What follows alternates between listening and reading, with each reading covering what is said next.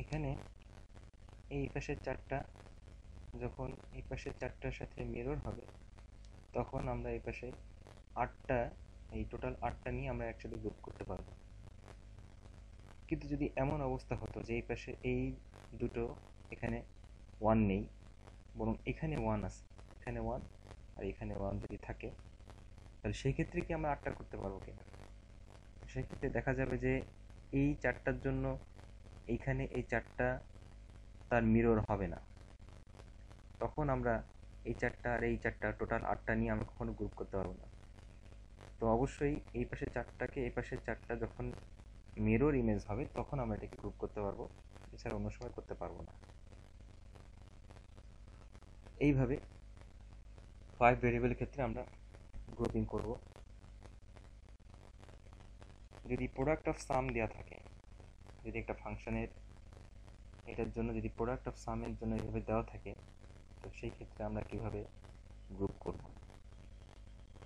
তো আমরা জানি যে মেইন টার্ম যেটা ম্যাক্স টার্মে, এটা হচ্ছে ম্যাক্স টার্মে দেওয়া আছে, ম্যাক্স টার্মে 3, ম্যাক্স টার্মে 4, এটা তার জন্য ট্রু। তো এই ম্যাক্স টার্মে যেটা দেওয়া আছে সেটাকে যদি আমরা একটু ইনভার্স নিয়ে চিন্তা করি, অর্থাৎ যে যে টার্মগুলো নেই সেগুলোই মেইন টার্মে আছে।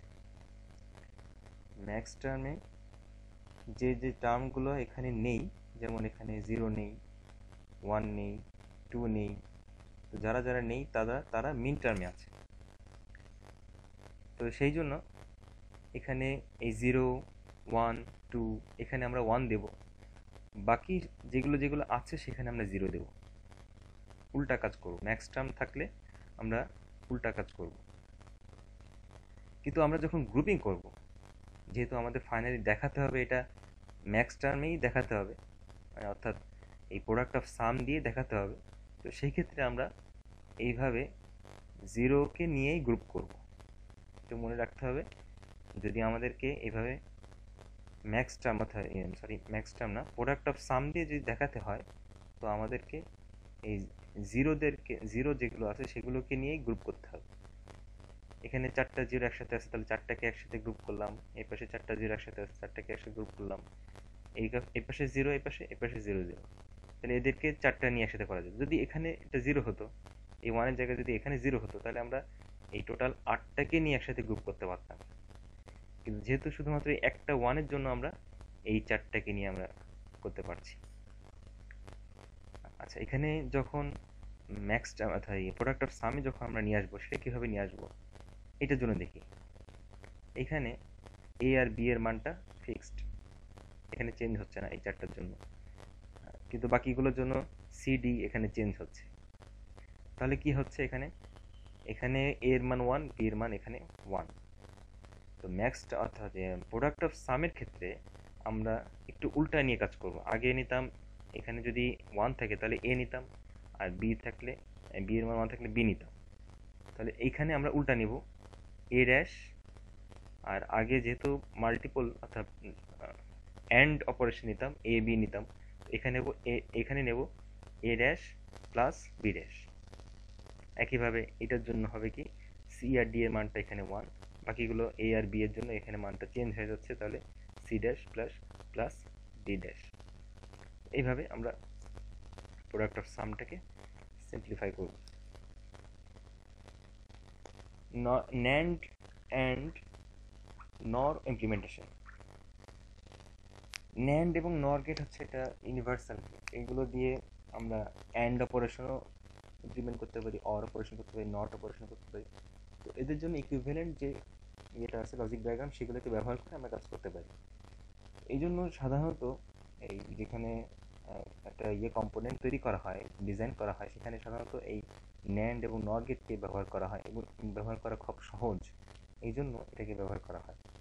যেমন এখানে দেখানো হলো যে অ্যান্ড, এটা অ্যান্ড অপারেশনটাকে ন্যান্ড ইনভার্ট দিয়ে দেখানো হলো। এক্স ওয়াই জেড তিনটাকে যদি অ্যান্ড করি, তো সেক্ষেত্রে এক্স ওয়াই জেড এরকমভাবে মাল্টিপল পাওয়া যাবে। তো এইখানে আমরা সেটাকে ন্যান্ড করব, ন্যান্ড করে নিয়ে তো সেটার ইনভার্সটা আমরা পেয়ে যাচ্ছি। এরপরে আমরা আরেকটা যদি ইনভার্ট দিয়ে দিই, তাহলে অ্যাকচুয়ালটা আমরা পেয়ে যাব, এক্স ওয়াই জেড পেয়ে যাব। তো এখানে বলা যায় যে একটা অ্যান্ড অপারেশন দুইটা ন্যান্ড গেটের মাধ্যমেই আমরা করতে পারছি। তো এইটারই এই অ্যান্ড ইনভার্ট, এটা একটা ন্যান্ড গেট, এটারই ইকুইভ্যালেন্ট হচ্ছে ইনভার্ট অর, অর্থাৎ আগে ইনভার্ট করে নিব, এরপরে অর অপারেশন করলেই সেই ন্যান্ড গেট হয়ে যাবে। এটা একটা ন্যান্ড গেট, এটা ইনভার্ট অর। আর এটা হচ্ছে যে নর গেট, প্রথমে অর করে নিয়ে তারপরে আমরা নট করে দেবো, ইনভার্ট করে দেবো, তাহলে হচ্ছে নর গেট। এটারই ইকুইভ্যালেন্ট হচ্ছে এটা ন্যান্ড ইমপ্লিমেন্টেশন। তো একটা ফাংশনকে এভাবে বলা হতে পারে যে ন্যান্ড গেট দিয়ে, শুধুমাত্র ন্যান্ড গেট দিয়ে এটাকে ইমপ্লিমেন্ট করতে হবে। তো সেই ক্ষেত্রে আমাদেরকে একটু মনে রাখতে হবে যে ন্যান্ড গেটের ক্ষেত্রে কোনো অর অপারেশন থাকা যাবে না, এখানে অর অপারেশন থাকা যাবে না। তো অবশ্যই এদেরকে এমন একটা ফরম্যাটে নিয়ে আসতে হবে যে প্রত্যেকটা টার্ম নটে থাকবে, এই যেমন এ বি একটা টার্ম, সিডি একটা টার্ম, ই একটা টার্ম, এই প্রত্যেকটা টার্ম তার ইনভার্স হয়ে থাকবে এবং তাদের নিজেদের মাঝে অ্যান্ড অপারেশন থাকবে,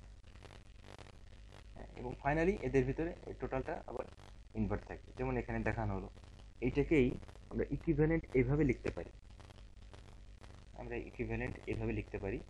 এটাকে যদি একবার ইনভার্স করি তাহলে কি পাওয়া যাবে, A B inverse dot C D inverse dot E inverse.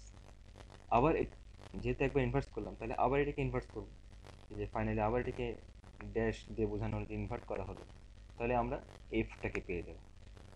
তো এটারই দুইটা ডায়াগ্রাম এখানে দেখানো হলো, এটা দিয়ে বোঝানো যাচ্ছে খুব সহজে এ বি ড্যাশ হচ্ছে এটা এ বি ড্যাশ, এটা হচ্ছে সিডি ড্যাশ, প্রথমে সিডিকে অ্যান্ড করে নিই তারপরে আবার ইনভার্ট করলাম সিডি ড্যাশ, আর হচ্ছে ই ড্যাশ।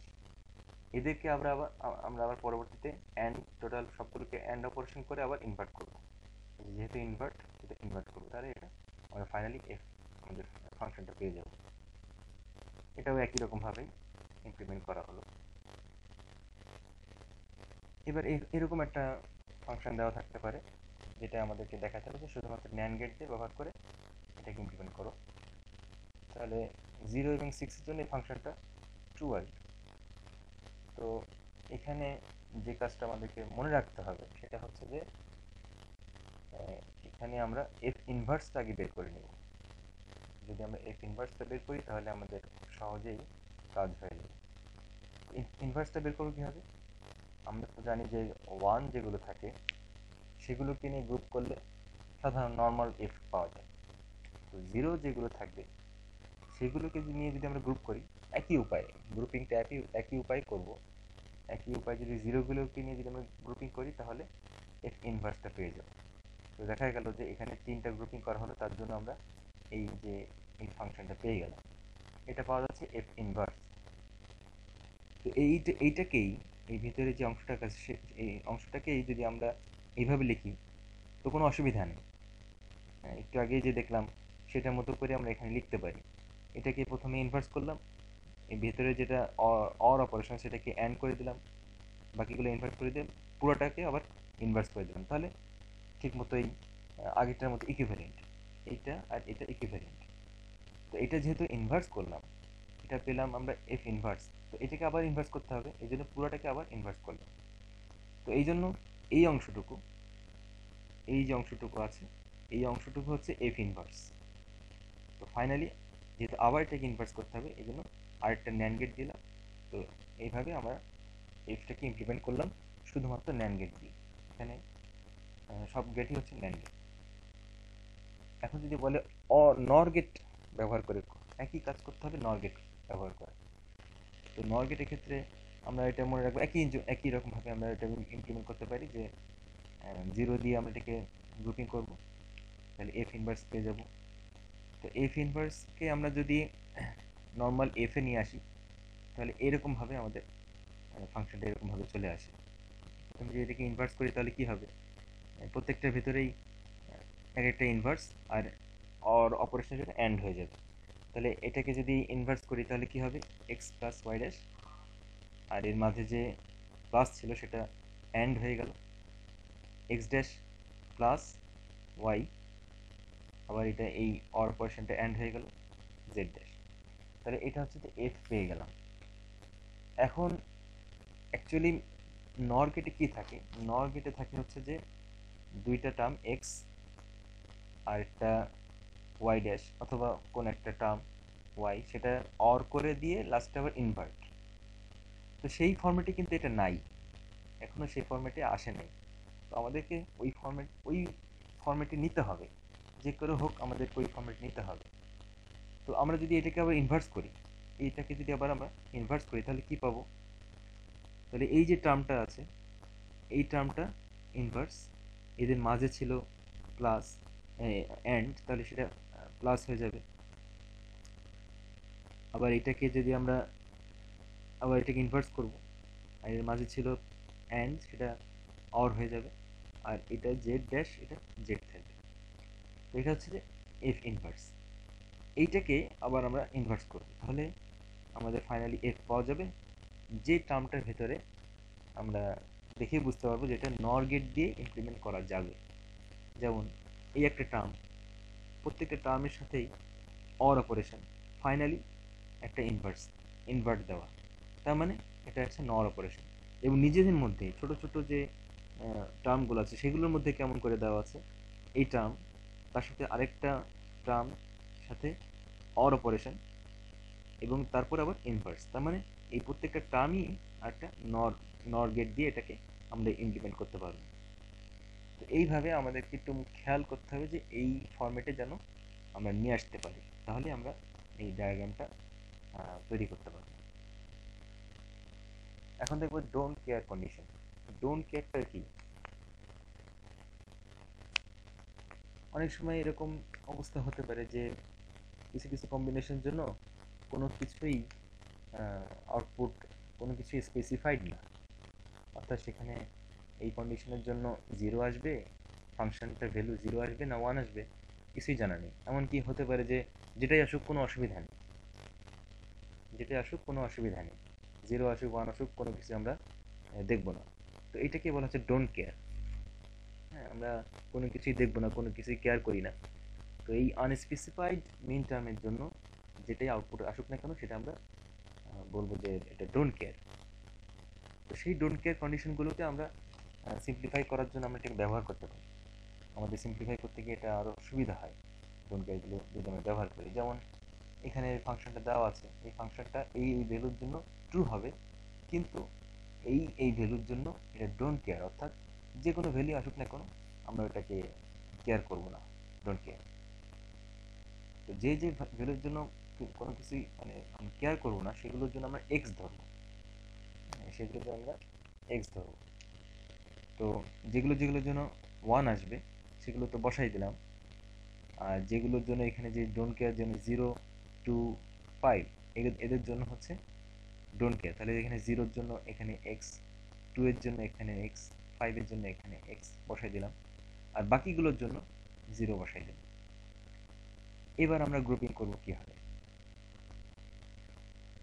এই যে এখানে আমাদের ওয়ান যেগুলো আছে, এই চারটা ওয়ান একসাথে আছে, এদেরকে নিয়ে আমি এটা গ্রুপ করতে পারি।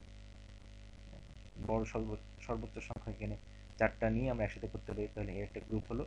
আরেকটা গ্রুপ হচ্ছে যে এই একটা, এখানে ওয়ান আছে, এখন এখানে শুধু ওয়ানটাকে আমরা যদি শুধুমাত্র এক্স এর সাথে এই ওয়ানটার সাথে করি, করা যাবে, কোনো অসুবিধা নেই। কিন্তু যেহেতু এই এক্স যেখানে আছে সেটার মানটা কি হতে পারে, ওয়ান হতে পারে, জিরো হতে পারে। তো এই জন্য আমরা এক্সটাকে নিয়েও আমরা গ্রুপিংটা করতে পারি।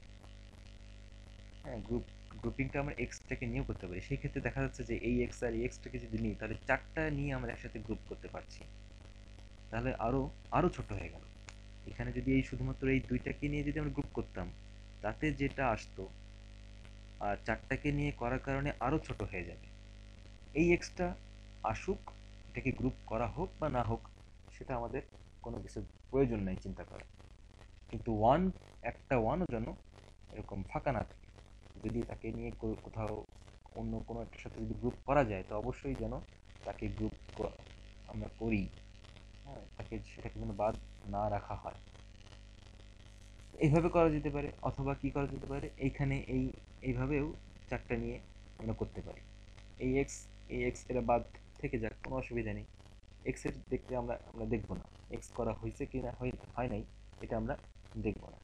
আমরা দেখবো যে ওয়ান সবগুলো গ্রুপিং এর ভিতরে আসছে কিনা।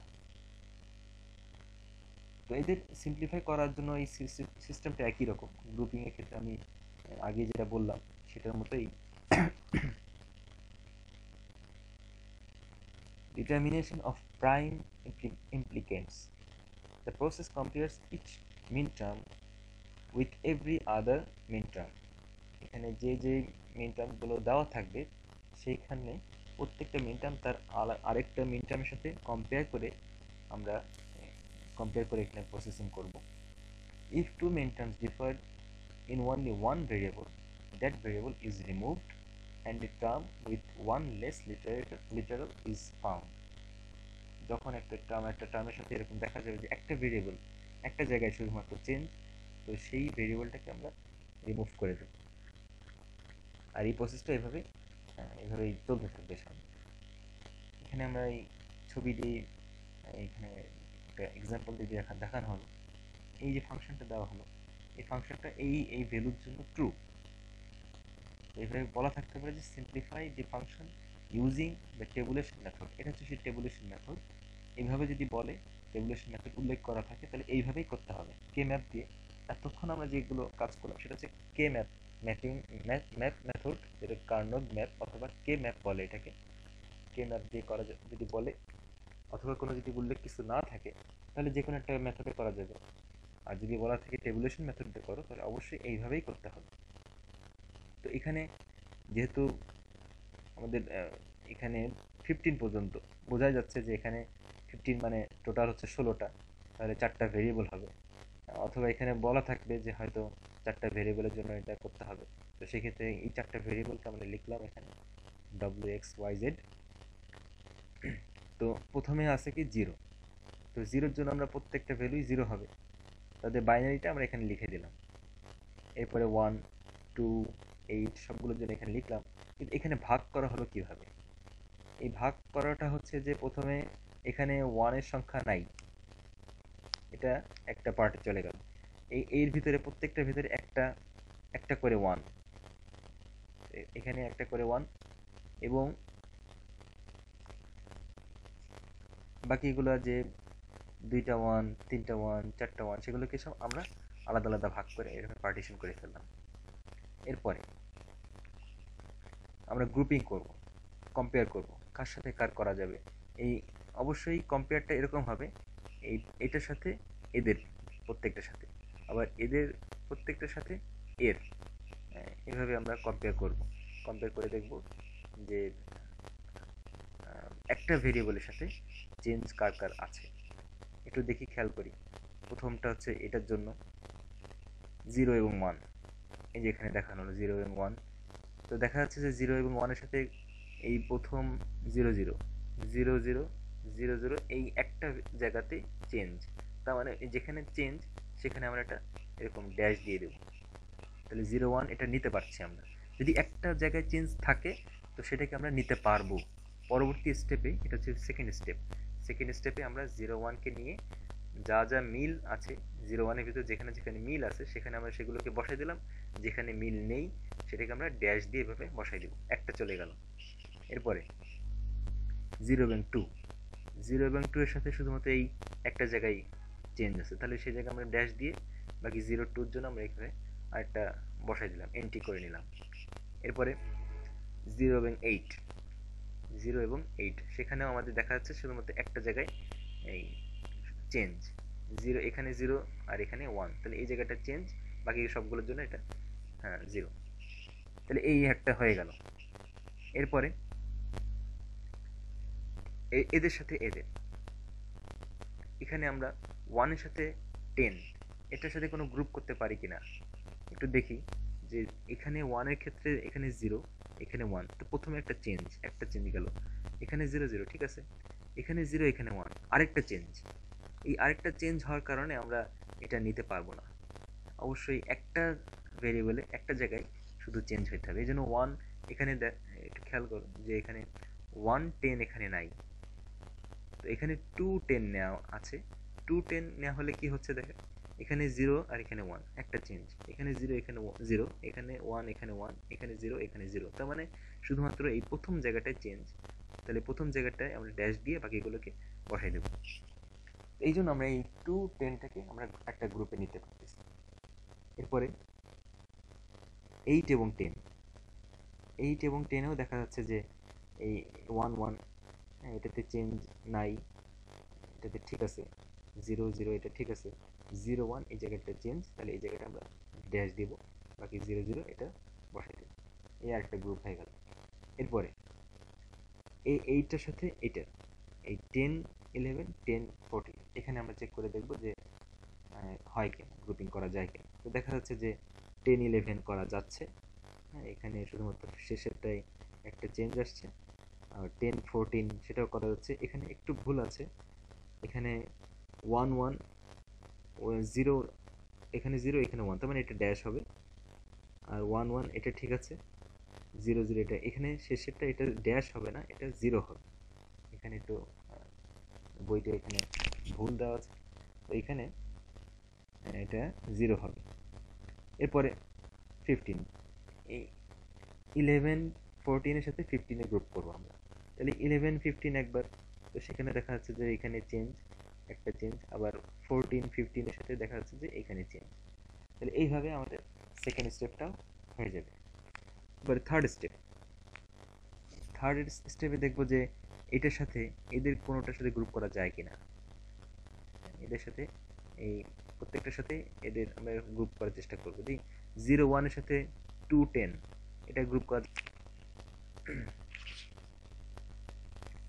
এখানে আমাদেরকে দেখতে হবে যে 0 1 এখানে আমরা এখানে দেখতে পাচ্ছি যে এখানে একটা জায়গায় এখানে মিল নেই, কিন্তু এই ড্যাশ এখানে শেষে ড্যাশ, কিন্তু এখানে প্রথমে ড্যাশ, তো এখানে এরকম ভাবে মিল নেওয়া যাবে না, এখানে যেখানে ড্যাশ আছে এখানেও যেন সেখানেই ড্যাশ থাকে, তাহলে আমরা নিতে পারবো, তাছাড়া আমরা নিতে পারবো না। তো এই জন্য 0 1 2 10 এদের সাথে আমরা এভাবে গ্রুপ করতে পারছি না, এখানে কোনো 0 1 দিয়ে কোনো গ্রুপ করা যাচ্ছে না। এখানে 0 1 এর সাথে, কারণ 0 1 এর শেষে এটা ড্যাশ, 0 1 এর শেষে ড্যাশ, আর এখানে কোথাও শেষে ড্যাশ নেই, তার মানে এখানে আমরা গ্রুপ করতে পারছি না। এবার 0 2 সাথে দেখি, 0 2 সাথে কোনটা করা যায়, এই যে 10 8 10 এটার সাথে এটা গ্রুপ করা যাচ্ছে, কারণ এখানে যেখানে ড্যাশ আছে এখানেও সেখানে ড্যাশ আছে, এবং বাকি শুধুমাত্র একটা বিটে চেঞ্জ আছে, এখানে 0 এখানে 1, তাহলে সেখানে আমরা নতুন একটা ড্যাশ দিয়ে দেবো, আর বাকি যেখানে যেখানে 0 0 আছে যা যা আছে সেখানে সেটা বসাই দেবো, তাহলে এই একটা চলে গেল। এরপরে এটার সাথে দেখা যাচ্ছে যে এই 2 10 এদের সাথে এখানে এই ড্যাশের সাথে মিল আছে, বাকি শুধুমাত্র এখানে একটা জায়গায় চেঞ্জ, এখানে পরিবর্তন এখানে একটা আছে, তাহলে সেখানে আমরা একটা ড্যাশ দিয়ে দেবো, বাকি এটা আমাদের এই যে এখানে 0 8 2 10 যেখানে মিল নাই সেখানে আমরা ড্যাশ দিয়ে দেবো, বাকি যা যা আছে সেখানে বসাই দেবো। এরপরে দেখবো যে এদের দুজনের সাথে,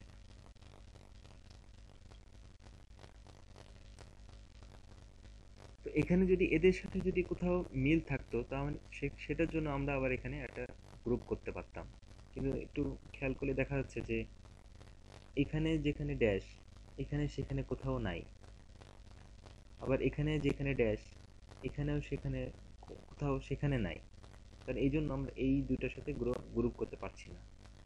তাহলে এখন আমরা কি করব, এই নিচেরটার সাথে আমরা এই দুইটার সাথে গ্রুপ করব।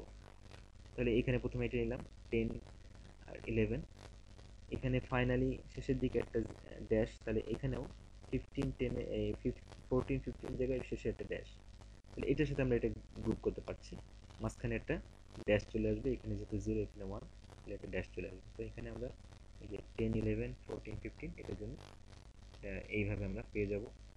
আরেকটা বাকি আছে 10 14, এখানে তো 0 থাকবে, আগে বলেছিলাম এটা 0 হবে, তো এটার জন্য এটার সাথে মিল আছে, এখানে ড্যাশ এখানে ড্যাশ, শুধু এখানে একটা পরিবর্তন হলো, তাহলে এটার জন্য এইটা বসাই দেবো। তো এই হচ্ছে আমাদের ফাইনাল রেজাল্ট পাওয়া যাবে। যেহেতু আমরা এরপরে আর কোনো গ্রুপ করতে পারছি না, এদের সাথে আমরা নিজেদের ভিতরে আর কোনো গ্রুপ আমরা করতে পারছি না, এখানেই শেষ। তো এখানে আমরা ফাইনালি এই যে এফটা আমরা তৈরি করব কিভাবে করব, এখানের জন্য খেয়াল করি যেগুলোর টিক দেওয়া হয়ে গেল তাদেরকে নিয়ে আমরা দেখব না, কনসিডার করব না। যাদেরকে টিক দেওয়া হয়নি, যেমন এই যে 01, একে টিক দেওয়া হয়নি, একে যেহেতু টিক দেওয়া হয়নি তাহলে এটার জন্য আমরা এই একটা টার্ম নিয়ে আসবো। তো এখানে দেখি যে 01 এর জন্য কে কে আছে, w মান আছে 0, x এর মান আছে 0, y এর মান আছে 0, তাহলে w dash x dash y dash. এরপরে প্লাস আর কে কে আছে, এই যে এখানে এই টার্ম আর এই টার্মটা একই, এটা যা এটাও তাই, তো একটা টার্ম নিলেই হচ্ছে। এখানে আমাদের x এর মানটা 0 আর z এর মানটা এখানে 0, তার মানে x ড্যাশ আর z ড্যাশ। আর এই যে এই টার্ম, এদের টার্মটাও একই রকম, এখানে উপরে যা নিচেও তাই। তাহলে এখানে x w মানটা 1 আর এখানে y এর মানটা 1, তাহলে wy।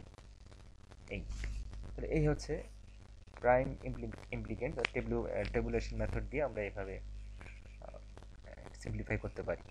এটা যদিও একটু কঠিন, একটু জটিল, এটা পরীক্ষায় না আসার সম্ভাবনাই বেশি, তারপরেও একটু প্র্যাকটিস করবে নিজেরা, এক দুইবার হলেও একটু প্র্যাকটিস করে রাখা ভালো, যদি কখনো এসে যায় তো অন্তত কিছু যেন দেখা যায়।